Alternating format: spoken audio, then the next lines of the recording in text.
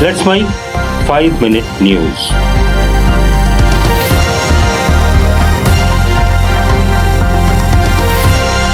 Artlist.io let's माइक 5 minute news. Iran और Israel के बीच अमेरिका भी खुलकर शामिल हो गया है। अमेरिकी राष्ट्रपति डोनाल्ड ट्रंप ने कहा कि अमेरिका ने ईरान की 3 बड़ी परमाणु साइट्स फोर्डो, नतांज और इस्फहान पर सफलतापूर्वक हवाई हमला किया है। इजरायली प्रधानमंत्री बेंजामिन नेतन्याहू ने इस हमले के लिए अमेरिका को बधाई दी है। अमेरिका के हमले के जवाब में ईरान ने इजराइल पर मिसाइलें दागी हैं। टाइम्स ऑफ इजराइल के मुताबिक हाइफा और तेल अवीव के मिलिट्री और रिहायशी ठिकानों पर ईरानी मिसाइलें गिरी हैं। इधर संयुक्त राष्ट्र के महासचिव एंटोनियो गुटेरेस ने कहा कि अमेरिका की ओर से ईरान के खिलाफ की गई सैन्य कार्रवाई के बारे में सुनकर मैं गहरी चिंता में हूं।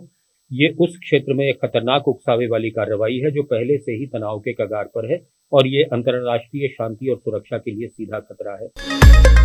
जम्मू कश्मीर के खूबसूरत पर्यटक स्थल पहलगाम में 22 अप्रैल को हुए आतंकी हमले के मामले में आईएनए ने पाकिस्तानी आतंकियों को पनाह देने और रसद सहायता पहुंचाने के आरोप में 2 स्थानीय लोगों को गिरफ्तार किया है। गिरफ्तार आरोपियों की पहचान परवेज अहमद जोथर और बशीर अहमद जोथर के रूप में हुई है।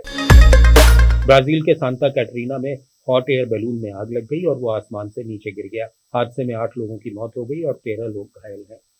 मौसम विभाग ने 26 जून तक कई राज्यों के लिए भारी से अत्यधिक भारी बारिश की चेतावनी जारी की है।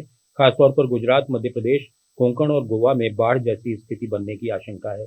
गुजरात और मध्य प्रदेश में रेड अलर्ट जारी किया गया है। डीजीसीए ने एयर इंडिया को वार्निंग देते हुए कहा कि अगर फ्लाइट्स ऑपरेशन में गड़बड़ियां जारी रहीं तो एयरलाइन का लाइसेंस सस्पेंड किया जा सकता है और वापस भी लिया जा सकता है।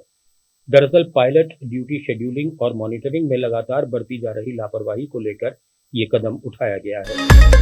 विदेश मंत्री एस जयशंकर ने कहा कि भारत को अपने पड़ोसी देशों से हमेशा अच्छे और आसान रिश्तों की उम्मीद नहीं करनी चाहिए, लेकिन भारत ने ऐसी समझदारी वाली नीति बनाई है जिससे चाहे किसी भी देश में सरकार बदले, रिश्ते फिर भी ठीक बने रहेंगे। डीडी इंडिया पर एक संवाद कार्यक्रम में उन्होंने कहा कि पाकिस्तान अपवाद है क्योंकि वहां की पहचान सेना के इर्द गिर्द बनी है। उसमें शुरू से ही भारत के प्रति दुश्मनी भरी है।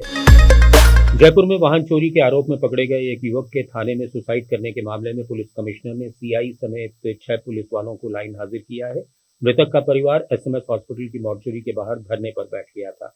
मृतक की पत्नी को संविदा पर नौकरी देने की भी तैयारी है। राजस्थान के कृषि मंत्री किरोड़ी लाल मीणा कई बीज निर्माताओं और विक्रेताओं पर छापेमारी कर रहे हैं।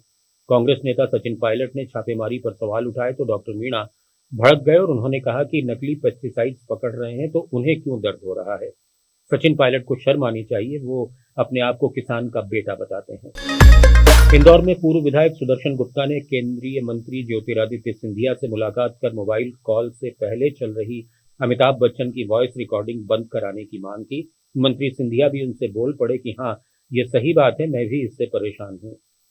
यूपी के एटा में दलित बेटी की शादी में बवाल हो गया। परिवार का आरोप है कि ठाकुरों ने दलित बारात को गांव के रास्ते में जाने से रोका। किसी ने पत्थर फेंक दिया जो एक सिपाही के सिर पर लगा। पुलिस ने रात 12 बजे शादी संपन्न कराई, लेकिन तब तक ज्यादातर बाराती डरकर भाग चुके थे। हिमाचल के मुख्यमंत्री सुखविंदर सिंह सुक्खू ने ऊर्जा विभाग को उन जल विद्युत डेवलपर्स की परियोजनाएं रद्द करने के निर्देश दिए हैं जिनकी परियोजनाएं कई वर्षों से रुकी हुई हैं। पंजाब राज्य बाल अधिकार आयोग ने पंजाब पुलिस के एडीजी साइबर क्राइम को सोशल मीडिया पर अश्लीलता फैलाने वालों के खिलाफ कार्रवाई करने का निर्देश दिया है। आयोग के चेयरमैन कंवरदीप सिंह ने निर्देश दिया कि वर्तमान में बच्चे सोशल मीडिया के प्रभाव में हैं। उन्हें कार्रवाई के बारे में 15 दिनों के भीतर सूचित करने के लिए कहा गया है। हरियाणा के जींद में हिंदू मैरिज एक्ट में संशोधन, समगोत्र विवाह पर रोक समेत कई सामाजिक मुद्दों को लेकर कपास मंडी में सर्वखाप महापंचायत हुई। अमृतसर ग्रामीण पुलिस ने खुफिया जानकारी के आधार पर कार्रवाई करते हुए पाकिस्तान की खुफिया एजेंसी आईएसआई से जुड़ी जासूसी गतिविधियों में लिप्त होने के आरोप में 2 संदिग्ध लोगों को गिरफ्तार किया है। पकड़े गए आरोपियों की पहचान गुरप्रीत सिंह उर्फ गोपी फौजी और साहिल मसीह उर्फ शाली के रूप में हुई है। मणिपुर के 5 घाटी जिलों इम्फाल वेस्ट, इम्फाल ईस्ट, थौबल, कच्चिंग और बिष्णुपुर में 7 जून से लागू इंटरनेट बंदी अब भी जारी है। बिष्णुपुर में पूर्ण कर्फ्यू लागू है। केंद्र से उत्तर पूर्व के कई राज्यों ने सहायता मांगी है। सिक्किम में सत्तारूढ़ सिक्किम क्रांतिकारी मोर्चे ने केंद्र से बाढ़ राहत के लिए 500 करोड़ रुपए की एक्स्ट्रा सहायता मांगी है।